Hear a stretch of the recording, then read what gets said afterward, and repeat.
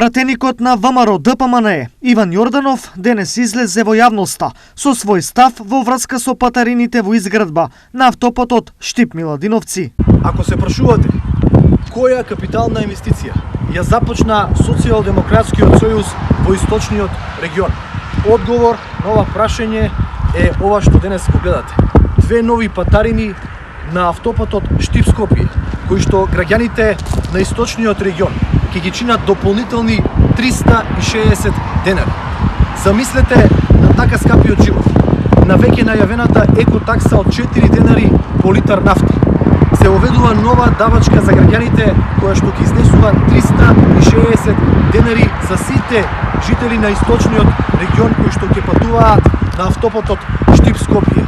Овие нови давачки представуваат данок во крв, кој што криминалната влада ќе ги наплаќа